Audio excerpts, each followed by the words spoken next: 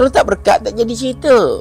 Yang antaranya mungkin Cik Toki rasa adalah penghinaan, kesukaran dan penindasan yang kita lihat hari ini berlaku. Ini pun berkaitan juga dengan pinjaman ataupun tabiat amalan kita yang tidak terkesan dengan makanan haram ke. Jadi kita tanggung sekarang ni, kita tanggung. Pasal janji Allah, baikkan makananmu, nescaya doa kamu dimakbulkan. Jadi mungkin kita tak jaga makan, tak jaga cara kerja, tata kerja, buat kerja, huru-hara, jangan tidak je. Itu tak dapat berkat. Pasal akhirnya kita kena bercerita pasal berkat. Kalau tak berkat, tak jadi cerita. Contohnya macam ni, contoh yang mudah. Arkitek buat drawing rumah murah. Rumah murahnya pun kecil lah dia, desainnya teruk.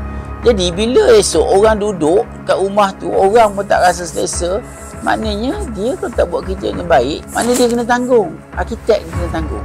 Dan juga pekerjaan lain. Jadi benda ini yang perlu kita lihat secara serius. Saya melihat perkara ini amat menyedihkan. Pasal buat kerja jangan tak buat, lepas tangan je. Bebas along, bebas riba. Ayo kembalikan ketenangan hidup anda. Lebih 15,000 kes berjaya dikendalikan. Untuk bantuan, layari bebasahlong.com atau hubungi 019 359 1000.